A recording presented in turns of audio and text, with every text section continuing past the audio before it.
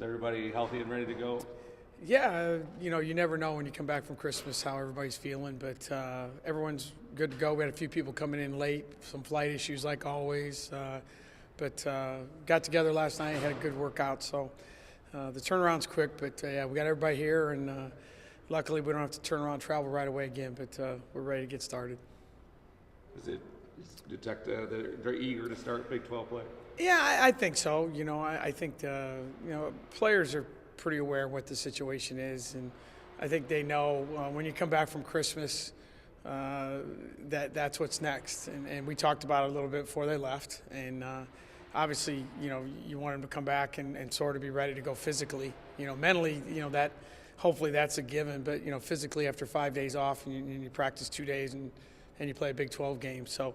I think we looked good last night physically, so hopefully we get a good workout in today and lace them up. And so I told them, today, when they wake up this morning, the regular season's got 2 months. It's going to go really fast. The basketball season is a long one, and even though we have a lot of games left, the calendar part of the season is 2/3 over. So now it's just a matter of grinding this thing out game to game 18 times. Everyone's in the same boat as far as that goes. And you got to understand that celebrate every win you get. And when you lose one, you better figure out a way to turn it around and get back at it the next day. Because it's, especially because we're playing right after Christmas, they come fast and quick. And, hopefully we'll be ready to go. Kansas at 9-2. Are they as good as their record, or did they get some close ones that maybe you guys didn't? No, I think they've played really well. They have some good wins, and it's a different team. Kylie Kapatic is a very, very good offensive player and has played a lot of basketball at KU. But other than that, almost every kid on their roster is new, whether it's a junior college player or a freshman. So it's a different scouting report than in the past, but.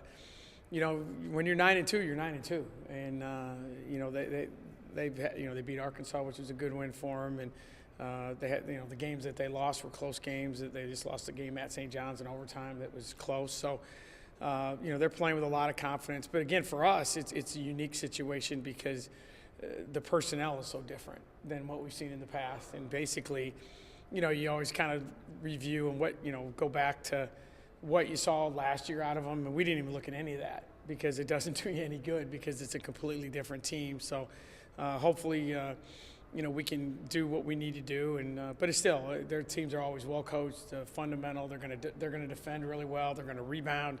They're going to try to attack the basket and get to the free throw line, and we got to be really good at preventing that. So like anything, you want to go into it, and for us, it's always a challenge to score against them. And we've got to be a better, more efficient offensive team than we were probably in some of the games that we lost close.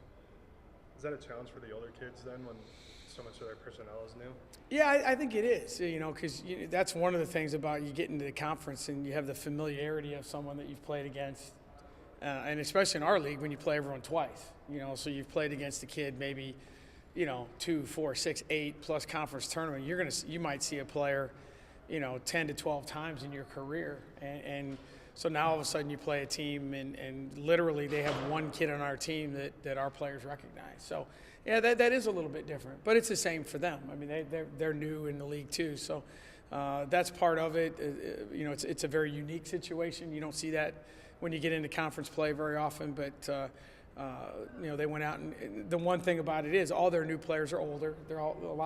Most of them are junior college players. They have a freshman post player from Minnesota, Helgren, that's done a good job for them. But it is a little bit of a unique, when you start going over the scouting report last night, you could tell they're like, I don't know who that is. I don't know who that is. So that's all part of it. But hopefully we can get some stuff done and finish up a good preparation today. What do you want your newcomers to understand about the difference between non-conference and Big 12 play? I think the biggest difference is the quality of competition obviously goes up. Everything is ratcheted up when you play conference games. Everything changes. The other team knows you better than a non-conference game. The officiating changes. The venues change. You're playing one good game, and then there's another one. There's not maybe a game in the middle that we're going to win. If we play okay, we'll win. There's none of those left. We have 3 teams in our league in the top 10, and Oklahoma State is not in the top 25, and they should be. There's 8 games right there, and let alone Oklahoma is not rated, but they've played a monster schedule, and you just go right down the list. Everyone's record. So I don't know that they. You can tell them, like all freshmen, you can tell them a lot of things. They got to live through it, and there'll be some growing pains for sure. But they all understand. They all played in conference games and growing up, but everything's a little bit different, and hopefully they'll adjust to it quickly, and we'll play at the level that we need to play to be competitive. Bridget's had a couple off shooting performances the past 2 games. How are you looking to get her going in again? I don't really worry about Bridget maybe as much as some people. I think a couple things. Number one, there's not a kid, and I've said this many times, I'm here a lot. My wife loves it when I'm here, especially this time of year. And the only other person that's in this building as much as me, if not more, is Bridget. So she's putting in the work. The other thing is everyone, has a tough shooting night or nights. The other part of it is we're asking Bridget to take tough shots. We play with a shot clock, and we have a lot of kids right now that the ball ends up in her hands. And when you're having to take tough shots, number one, she's willing to do it, and number two, when the entire defensive game plan is around her, it makes it hard. So. I obviously the 3-point shot hasn't been there for her lately, but I like I said, I don't worry about it. Maybe like some people, but we want her to keep shooting. She's willing to take tough shots.